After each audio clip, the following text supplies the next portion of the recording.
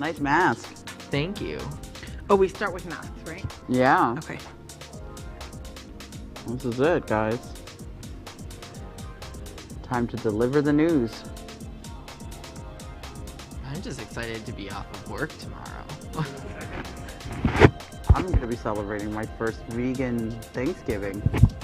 What are you eating? Exciting. I'll tell you later. Apparently, there's turkey for me, too. Tofurkey. Just no animals were hurt in this preparation. Oh, those cute little animals. Coming to Josie, 5, 4, 3, 2. Welcome to Queer News Tonight, the world's first and only LGBTQ daily evening news. It's time to queer up the news. Tonight we report on a letter to Santa that asks all about the child being gay. And in the big finish, we'll tell you if you are going to watch the New Year's Eve Times Square ball drop. In LGBTQ sports, we are going to report the exciting news surrounding the 2022 gay games. And in the big finish, we discuss why Canada has issued an advisory to not allow moose to lick your car. We can't make this stuff up. And John Cleese, and we guess his girlfriend, J.K. Rowling, as he explains how he identifies his gender. It's funny, but it shouldn't be. And in the big finish, we discuss the exciting news. Have you heard? Lady Bunny is pregnant. You heard, Gordon, right? You can't make this stuff up. Wow, well, so good evening, LGBTQ world. It is 7 p.m. Tuesday, November 24th, and we are literally out of the closet and into the headlines. So many of your important stories we are going to tell this evening on Queer News Tonight. The world's first live daily queer evening news show, Out of the Closet and Into the Headlines on Q News Tonight. Thank you for joining Queer News Tonight. This is an unedited, live LGBTQ evening news show. Whatever happens, you're going to see it. And this evening, we bring you the news of and perspective representing the LGBTQ community from South Florida, America, and across our world. I'm your Queer News Tonight anchor, Chef Josie. From Top Chef, maybe you might recognize me, and Food Network, and also my restaurant here in Bubbles and Pearls, right here in the middle of Wilton Manors, Fort Lauderdale. Our friend Al Ferguson, he's on Thanksgiving vacation. And everybody deserves one, even Al. So tonight, let's welcome anchor Gordon Woodworth III. They work for a nonprofit in the gayest place on planet Earth, and as a notary, they are helping the LGBTQ community get legally married for free. Welcome, Gordon. Thank you, Josie. And if you're in the state of Florida and you're looking for marriage services, you can email me at queernotary@gmail.com. Next, let's welcome anchor Bella Dunbar. Bella means beautiful. So she is a board member and Gay 8 Festival producer of the Girls Central Party at Gay 8 Festival and board member of Forward Miami. Welcome, Bella. Thanks, Josie. I'm pumped to be here. All right. Well, guys, tonight we begin with the queer headlines. The LGBTQ community in South Florida and across America is diverse. Our community across the world is vast. And here are the bullet points of the queer news for today, Tuesday, November 24th. Let's go ahead and queer up entertainment. Lifetime's sweet gay holiday trailer for the Christmas setup. Watch this. At Queer News Tonight, we've said it before and we'll say it again. 2020 is the year of the gay Yuletide. First, Hallmark Channel debuted their first holiday film featuring an LGBTQ plus lead storyline with The Christmas House. Later this week, Hulu's getting into the fair with the much anticipated lesbian rom-com, Happiest Season. And now Lifetime Television jumps into the LGBTQ soup with The Christmas Setup. This is going to be starring Fran Drescher as well as the real-life married couple Blake Lee and Ben Lewis. Like most of the other queer holiday films being released, The Christmas Setup casts 2 queer actors in queer roles. Moreover, it casts actual husbands. This comes within an ongoing conversation about whether or not it is appropriate for straight characters to take on queer roles, given that some queer actors become pigeonholed as a result of coming out publicly. The Christmas Setup premieres Saturday, December 12th at 8 p.m. Eastern on Lifetime. You know, I wasn't going to watch this one before because it's two white gays, and I've heard this story a million times. But the fact that Fran Drescher's in it makes it mean that I might actually watch it because I love her. I love Fran Drescher too. Anything with her, I'll watch. Yeah, I mean, she could totally adopt me, but I really love the chemistry, you know, just even from that little clip. I'm not really into Lifetime films, but my mother is, so that's good to know that my mom will be watching this film. But you know, the reality of it, though, is they had a lot of nice chemistry, and it's sweet, and it's nice to see our LGBTQ, you know, members of our community shined in such a positive light for the holidays. And that's their main viewership is old ladies, so maybe this movie will accidentally expose some older conservatives to queer culture. I hope so. And in that vein, we're gonna queer up gay culture. Boy asks Santa if God loves me for being gay in a heartbreaking letter. A young boy has penned a heartbreaking letter to Santa about being gay. A note written from Will in a child's scrawl was posted to a website run by USPS Operation Santa, which collects letters penned to Father Christmas. Will asked in his letter, quote, "Dear Santa, do you support the LGBTQ community? And if you can speak to God, can you tell him I love him? And if he loves me for being gay? Thank you, love, Will," unquote. Most letters shared to Operation Santa asked for toys. Several include illustrations.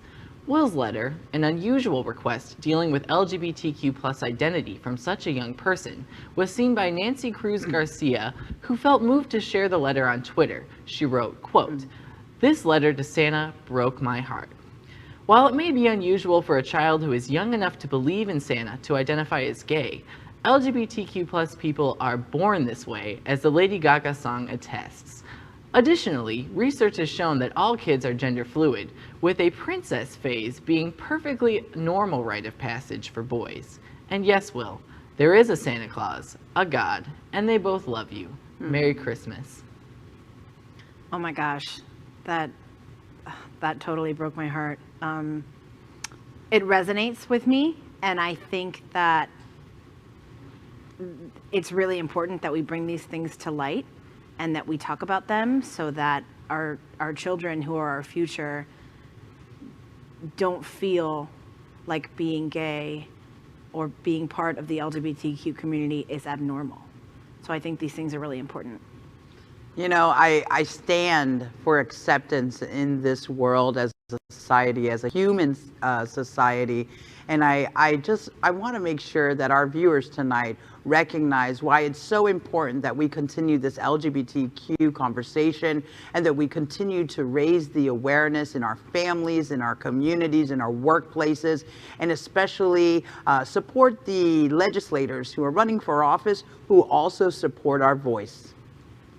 On top of all that, I think that, you know, a letter like this really points out how ingrained heteronormativity is in our society as well as in our religion. And I think that this is an issue that we're really going to start coming to terms with as we move forward.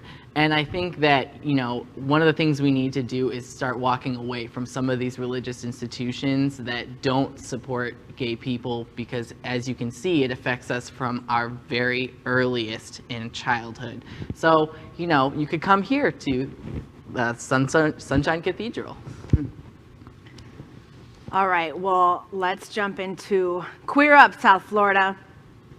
Museum reopening event mark World AIDS Day. As the COVID-19 pandemic unfolded last spring and summer, the board of directors and the staff of the World AIDS Museum and Education Center, WAM, made the decision to move from Wilton Manors to a larger, more prominent location in Fort Lauderdale.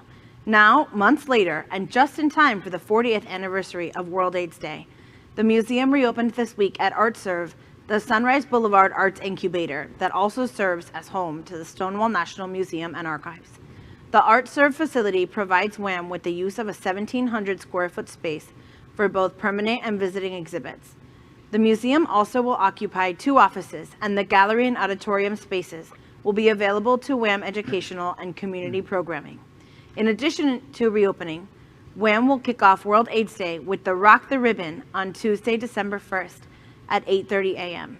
Hosted by the Galleria at Fort Lauderdale, the new event will feature original Styx rock band member Chuck Panozzo and the voice contestant Laura Vivas. The Fort Lauderdale Gay Men's Chorus will also perform in the socially distanced outdoor event. Queer News Tonight launched the premiere broadcast on January 6, 2020, and did the world's first live LGBTQ news broadcast from the museum until the COVID-19 closure. Everyone at the Happening Out television network wishes the World AIDS Museum a memorable World AIDS Day celebration and all success in 2021. Next, let's queer up South Florida. The LGBTQ leather community celebrates the Leather Mask Ball. The Happening Out television network supports some of the nation's most important charity organizations. It's a special treat when Queer News Tonight can support our LGBTQ hometown. On Friday, November 27th, from 8 p.m. to midnight, the Lambda's Men Brotherhood presents the Leather Mask Ball 15 at the Eagle, one of my favorite spots in the Manor, Wilton Manors. This year, the annual fundraiser will be raising money for the Lambda History Series, a digital learning tool for educators and parents to access important lessons about LGBTQ history. The event will feature DJ Daniel Christopher and DJ Rentboy, and the Eagle will be opening their dance floor this weekend starting with the event.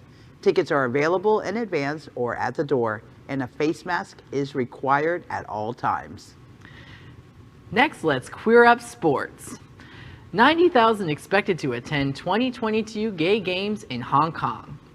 In a live online webinar broadcast from Hong Kong on November 12th, organizers of the 11th Quadrillennial Gay Games celebrated the start of a 2-year countdown for the November 12th, 2022 opening ceremony at the Hong Kong Stadium for the world's largest LGBTQ sports competition and arts multicultural event. Members of the Gay Games Hong Kong 2022 organizing team, which is an arm of the US-based Federation of Gay Games, told the 79 people who joined the webinar from 29 countries that they expect 12,000 participants, 75,000 spectators, and 3,000 volunteers, a total of at least 90,000 from 100 countries to take part in the Hong Kong Gay Games. They noted that 36 sporting events are planned, including traditional sports like soccer, wrestling, volleyball, and figure skating, as well as sports much more common in Asia, such as dragon boat racing, dodgeball, esports, and trail running.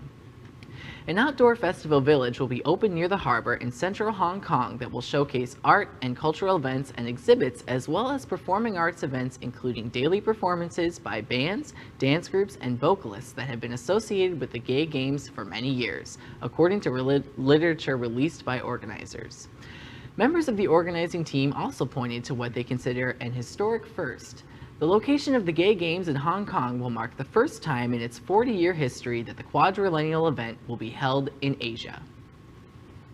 That's awesome. All right, let's queer up the world. John Cleese sparks an outrage after tweeting that he's not that interested in trans folks.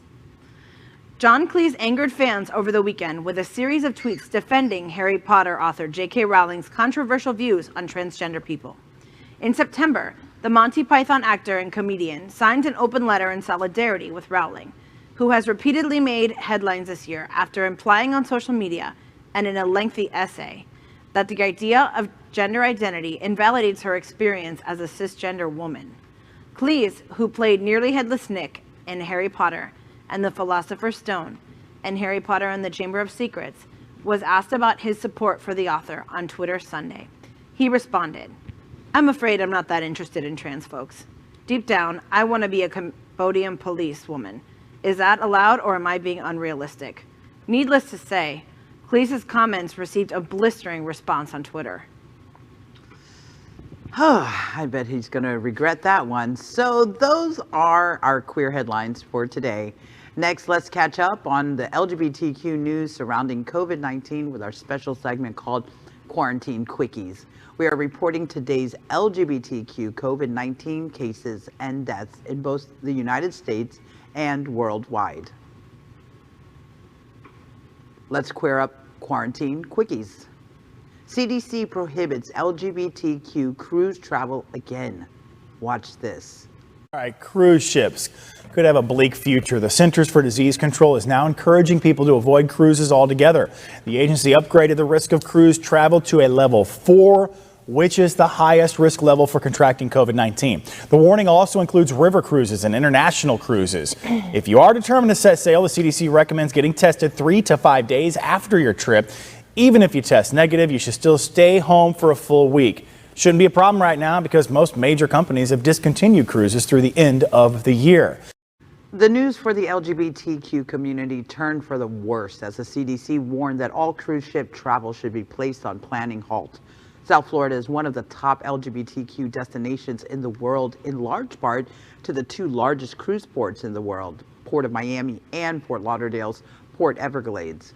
The largest LGBTQ travel events in the world are cruises with operators like Atlantis and RSVP. The U.S. Centers for Disease Control and Prevention has upped its warning on cruise ships, now advising that, quote, all people avoid travel on cruise ships. The federal agency now classifies cruise travel as, quote, level 4, very high level of COVID-19, and clarifies that this includes river cruises and applies worldwide.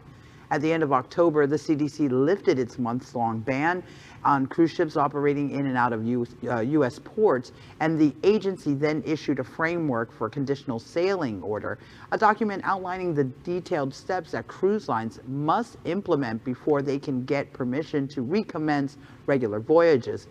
This includes crew testing and successful simulated voyages. This is designed to replicate real-world onboard conditions of cruising.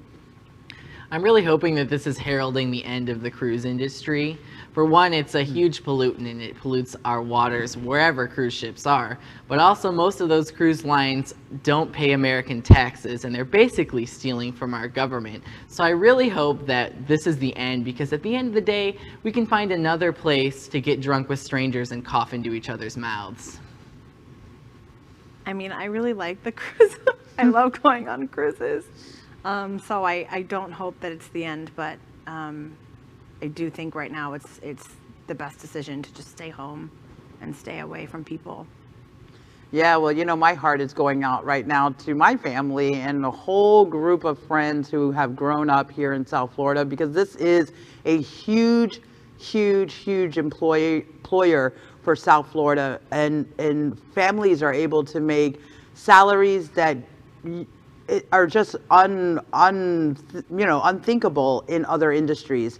And so my heart is going out to those who are working in this industry, because we're talking about millions of people who are potentially out of work.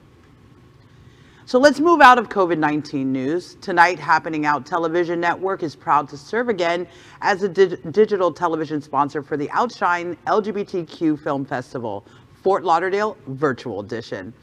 This is going to be presented by Gilead Sciences in Broward County.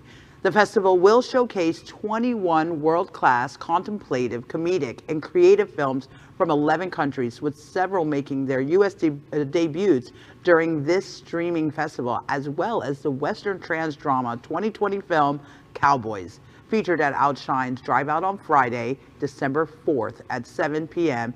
at Pier 66 Marina in Fort Lauderdale.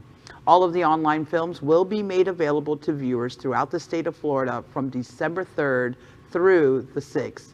Happening Out Television Network will be hosting a series of live guest interviews with various film directors leading up to the Fort Lauderdale virtual edition of the festival next week. So stay tuned. Tickets are on sale now at outshinefilm.com. Well, welcome to week 27 This of December.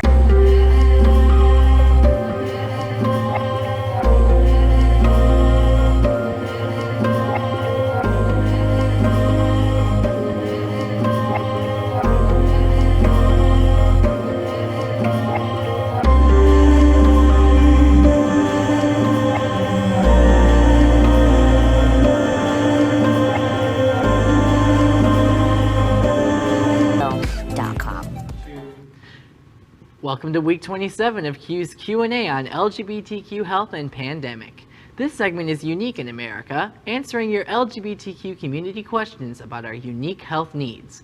We are proud to have Queer News Tonight health anchor Dr. Howard Grossman. He's an American pioneer in HIV/AIDS medical treatment and was the executive director of the American Academy of HIV Medicine. He's a nationally recognized medical expert and proud member of our LGBTQ community. Good evening, Dr. Grossman. Long time no see, my friend. Yeah, hi gang. Well, I hope you're well. I see that you're not here in studio, so that must mean you're going to give us a lot of great news in regards to COVID tonight. Well, okay. I'm trying to keep this light. That was my best attempt, my best effort at keeping this moment light. But before we move to this week's viewer questions, what are your thoughts over this week's health news for our community? Well, actually, and I hate to bring the level down, but I think the most threatening thing that happened this week, and we can see what the damage that Trump's presidency will do to LGBT health, was this decision by the 11th Circuit Court, which is the circuit court that covers Florida and much of the South, that overturned the bans on conversion therapy in Palm Beach County, and I can't remember what the other city is, so which basically invalidates all the bans on conversion therapy throughout Florida. This has to go to the full and may end up in the Supreme Court, but it's very likely that with this conservative Supreme Court, they will find the same thing, that it was the judge and the judges in the case that decided that this was an issue of free speech. Not one of terrorizing LGBTQ children and increasing their risk for suicide. And I think it just shows that our rights and our health are at huge risk because of the current shape of the judiciary. Hopefully things will turn around during the Biden administration, but I think only if we end up winning Georgia. So sad news, but one means we need to be vigilant. We're going to have to be very active in we can't take for granted that our rights are now guaranteed. Thank you for that, Dr. Grossman. Well, let's go ahead and switch it up, and we're going to stay vigilant through this whole entire moment. But let's jump right into our viewer questions. Question number 1. How afraid of the COVID-19 news should I be? Well, I don't think people need to be afraid. I think they need to be vigilant. I think what we're seeing is a direct result of the fact that people are tired of restrictions, that people are ignoring restrictions and ignoring the advice of scientists, that the rationality has been undercut from the very highest levels of government, and that all this has been politicized. So the fact that we added 1 million people infected in a week is just mind-boggling.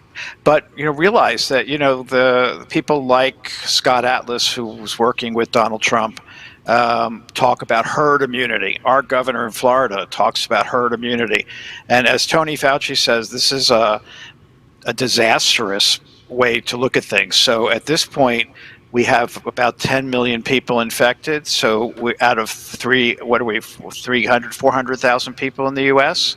So we're at a small percentage of people infected, and yet we have almost 300,000 deaths, 270 some odd thousand deaths.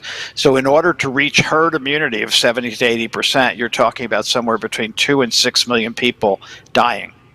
And that's just unacceptable. So, you asked if people should be afraid. I think people need to remain cautious. I think the main thing is wearing masks, and people need to be good about doing that. Social distancing when necessary, not being in crowds. I think all those things are things we need to double down on. Question number 2. Do you recommend that LGBTQ bars, restaurants, and the like are safe from now through the holidays? I think this is, I don't think this has anything to do with the holidays, but I think the fact that we're seeing this explosion in new infections means that any group gathering is problematic. I think as, Chef Josie, if the way she's done her restaurant and keeping tables distant, people wearing masks when they come into the restaurant or when they get up to use the bathroom. I think those are things that have seemed to work very well. And again, when you're talking about being afraid, I think we understand a lot more than we did back at the beginning. So no, I don't think we need to shut all this down, but I do think there's a problem because we've seen pictures here in Fort Lauderdale of bars, mostly straight ones, just filled with people. Well, we've seen pictures from Atlanta of parties filled with gay people, no masks, hundreds and hundreds of people dancing together. We just can't do that right now. I mean, it just is not, it's not a safe thing. So I think if we can be smart, I will tell you, I ate at a restaurant in Boca Raton a couple weeks ago for my brother's birthday. And when we came in, the restaurant at 7:30 at night, the restaurant was relatively empty, and we sat in a corner in an alcove, and the tables around us were empty. By the time we left the restaurant, every table in the restaurant, except where we were, was full. Nobody wearing masks, no social distancing, no tables apart, nobody wearing masks. That's not a safe situation. I think that's the bottom line. And I think, to me, right now, when things are exploding, this is a time for people to be extra cautious. So, support the restaurants, take out food, go to restaurants that are doing things safely, where people are being smart. I think those are the kind of things people need to do. We have to support our businesses. Thank you, Dr. Grossman. Appreciate that. Well, I think this is our final question for the night. It states, I am rethinking travel plans for Thanksgiving and Christmas. What do you recommend? Well, I think the CDC has been really clear about that this is a time when people should not be traveling. And clearly, you've seen the pictures. The airports are jammed. The planes are full to the max. People are just ignoring it. This is the first Thanksgiving in my 66 years of life that my family is not getting together. So I get it. I get it really strongly, but there's no way I was going to put my family at risk. There's no way that in New Jersey we would have had, you're only allowed to have 10 people together. We're 30 people. There's no way it could have happened. And I get that, but this is 1 year. If we can get through this year, then we'll be able to spend time with our families. As somebody posted, Thanksgiving with the family isn't worth Christmas in the ICU. Mm. And I think that's what we're going to see in the next couple of weeks is the fallout from all the people who are traveling. I know in New York, they're talking about shutting down the city again after Thanksgiving to prevent whatever Thanksgiving brings. Right. So I'd be cautious. You can cancel flights and without change penalties, and bank your money so that when we can travel, you can use it again. And Zoom have a Zoom meal with your family. Way to get creative, Dr. Grossman. Thank you for that one. This is where we're at. This is where we're at, and we always appreciate that. We appreciate you being here, and appreciate you bringing your honest perspective, your expertise on the subject, and thank you for helping keeping our community safe. That is tonight's Q&A on LGBTQ health and pandemic. We are here every Tuesday with Dr. Grossman to answer your questions. Need medical assistance? We encourage you to contact Midway Specialty Care Center with 10 locations in Florida, and especially Dr. Howard Grossman here in Wilton Manors and Key West. Thank you, Howard. Thanks, Josie. You're welcome. But it's now Wilton Manors and West Palm Beach. Okay, Wilton Manors and West Palm Beach. I stand corrected. Thank you. Thanks a lot. Thank you. Next, we report that Happening Out Television Network helps support our LGBTQ community. An example is Sunshine Cathedral, the world's largest queer church here in Fort Lauderdale. We are broadcasting from our permanent set in supporting that partnership. The network broadcasts the largest LGBTQ religious broadcast in the world, with more than 30,000 people watching every Sunday at 10:30 a.m. Eastern, and it's totally live. we encourage you to tune in. Our campaign of sponsorship proudly supports Sunshine Cathedral is my queer church. Watch this.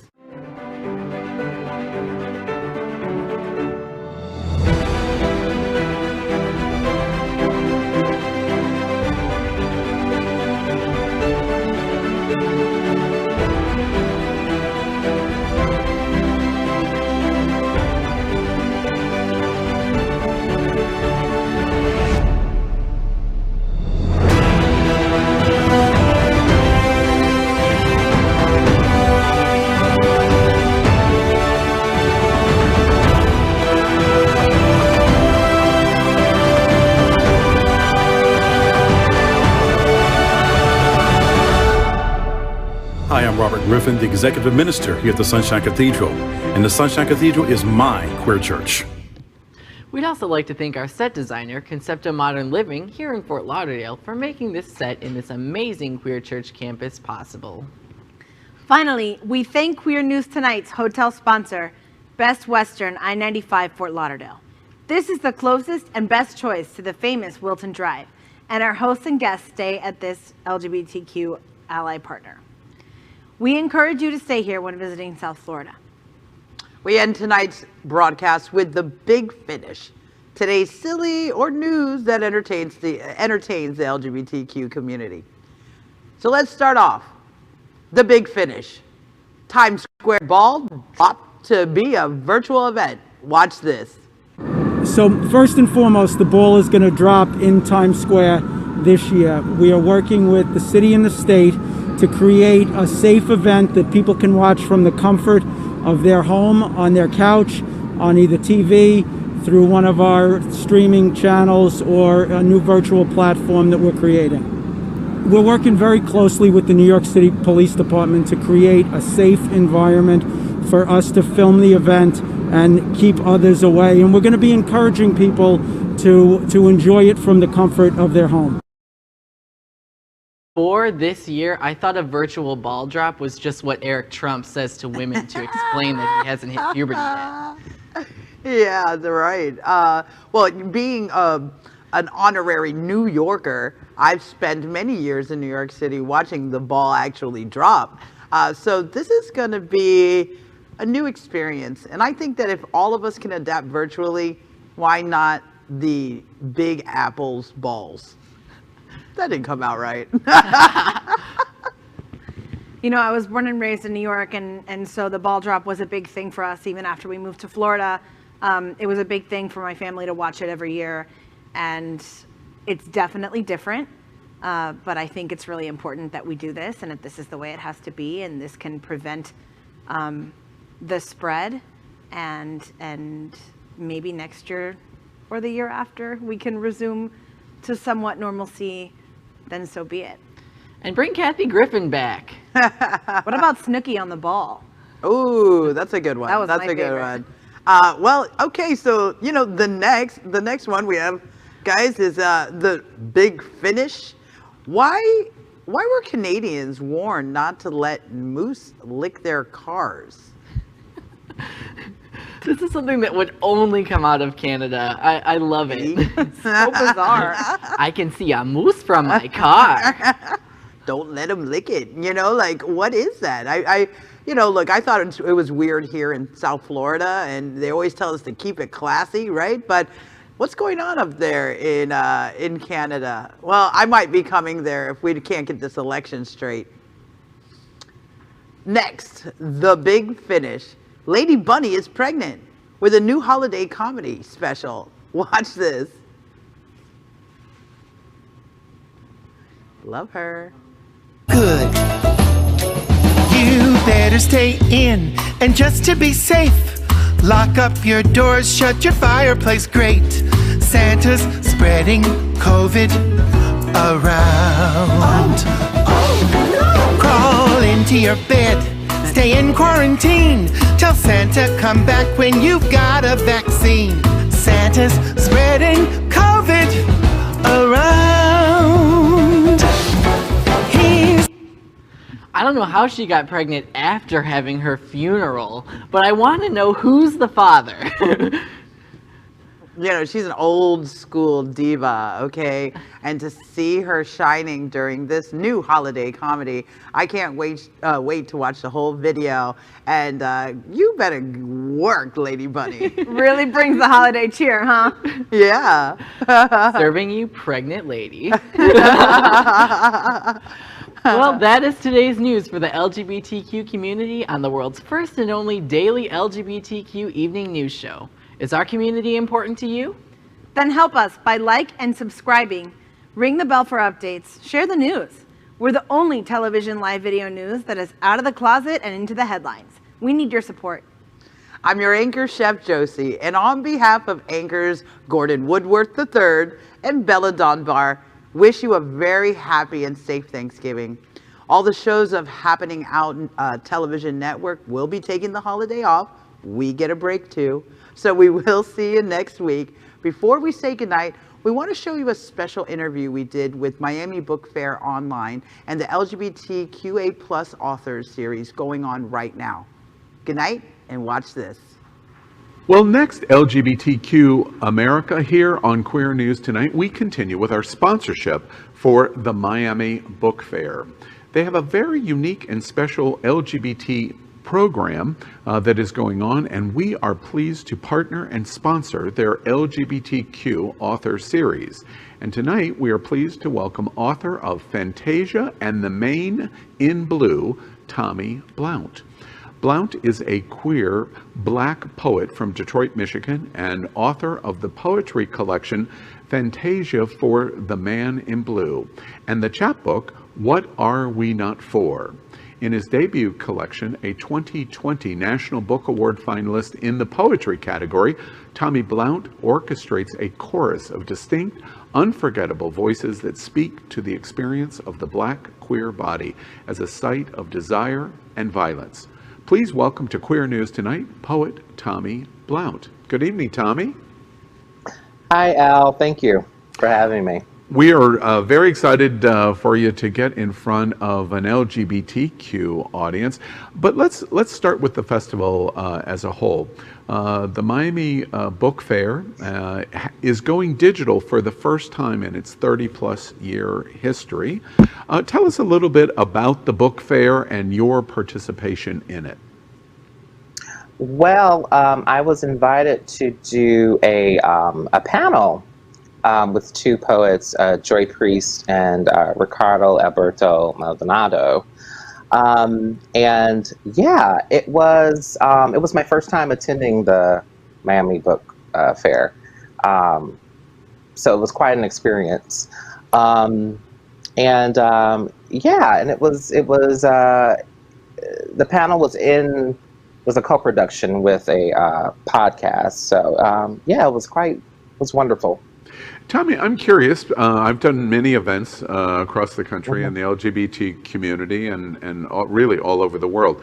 When the producers said that Queer News Tonight and Happening Out Television was going to be intricately involved with the Miami Book Fair, I was surprised about the LGBTQ author series because I haven't really seen a focus on LGBT literature, LGBTQ literature, and authors specifically. Is this unusual of what Miami Book Fair is doing, or is your experience that this is emerging all over the United States for the LGBTQ community? Yeah, absolutely. Well, I can speak to the sort of field at large. We are seeing a sort of recognition of queer voices in the literary world. Yeah, kind of like broad recognition of it. And it's really, like I've really in the last 6 years or so have really seen like a true thrust of voices coming out. Yeah. And I'm glad to hear that. And I guess I was sitting under the rock and didn't know that. And the Miami Book Fair has brought a whole new focus even for me as anchor at Q News Tonight, which is nice. Tell us a little bit about your book, Fantasia for the Man in Blue, and what it's about and what you intended. Yeah. Yeah, so the book centers around an interaction with a police officer, a late night interaction with a police officer that that sort of evolves in an unexpected way. And so it's a series of 4 poems that sort of forms the spine of the book.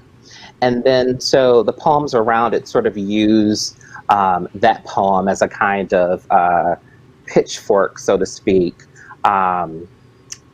in which the poems around them rise to it. So the book uses that interaction with the police officer as a way of exploring themes of race and queerness and sexuality, desire, and most of all, beauty, which is one thing that people usually miss when they're talking about the book. They like to focus on, race and all the big things later, but really this book is about beauty and the expansion of beauty. And I want to ask you about President Obama in a moment, but where can we get your book, Fantasia for the Man in Blue? Yes. It's available at 4-Way Books, 4waybooks.com, FOUR way, WAY books.com. Okay, excellent. And to all of our viewers, we invite you to go to Miami Book Fair online.com. The panel that Tommye participated in is available there. You will be able to see all of the engagements that Miami Book Fair has done this week, all the way until the end of the year. So you'll be able to see all of the rich content that has been done. Tommye, I wanted to ask you, in the intersections of gay and race, law enforcement, etc., I want to ask you if you've read any of the headlines about President Obama's book. And President Obama, the news coming out today, that in his teenage years he used fag and gay as a slur, and that he had an evolutionary process going into college, and then in his 20s, and then his political career of recognizing and uses the word shame of having done it, and then ultimately concludes, he draws an intersection between race and sexual orientation and discrimination in both communities, the Black community and the LGBTQ community. And Obama concludes in one passage in the book, how could he ask for acceptance from his standpoint as a Black man if he wasn't willing to give it to the LGBTQ community? And it was a breathtaking admission of honesty from my seat. What do you think about what President Obama said there, and your perspective? I think he's spot on, and when we look even within the queer community, right? There's that kind of I call it friendly fire, right? When we're looking at the relationship between sort of cis gay people and the trans community, right? There's those circles, right? So like thinking about Blackness, right? And how we typically think about Blackness is in a very cis hetero way. And yeah, he's hitting on something that us Black queer people have known for a while, that there's all of these sort of intersections of oppressions that happen, both on, a kind of like Russian nesting doll of oppressions, right? And we see that, like I was saying, we see that in the queer community too, amongst ourselves, I want to follow by asking you the intersection of the themes in Fantasia for the Man in Blue. When we talk about what President Obama has said in using the word fag and he explains that he used the word and gay as a demeaning phrase. Does it surprise you to learn that what arguably is one of the great leaders of the 21st century in LGBT rights, that he starts out by using fag and gay as a demeaning term? Does his admission surprise you? No, because I think that there are a lot of people who aren't, I mean, just because he was the president doesn't, make him superhuman, right? Yeah, well, that's certainly true right now. Yeah. And I think it's a story that is seen a lot. Like I was saying, it happens a lot. And I think it's extraordinary that he is open about that evolution and that he talked about that evolution, and that we need more people to sort of do that and be open in that way about their sort of thinking around it. Well, America, again, LGBT America, I remind you, go to MiamiBookFairOnline.com, and you're going to read a lot about the LGBTQ author series, of which Tommye is a part of, and his book, Fantasia for the Man in Blue. Tommye, I understand you're also a poet, and I understand you're going to read one of your poems tonight. What are you going to do? Yes. I'm going to be reading one of the poems that sort of hits on that theme of beauty that I was talking about, that the book is getting at, and it's called Ode to Chub Porn. And it talks about it talks about finding beauty in a place where typically the majority, the majority sort of European notion of beauty, which is traditionally thin and white, and sort of gets turned on its head in this poem. All right. Well, the stage is yours, as they say. Thank you. Ode to Chub Porn. To enlarge the frame, sure, you could open the window wider. Though what is the point? The men will just spill over. Their bodies are too big to take in all at once. The girth of them would never fit. They are well lit like the stingy physiques of Grecian statues. No, just take in every aching line.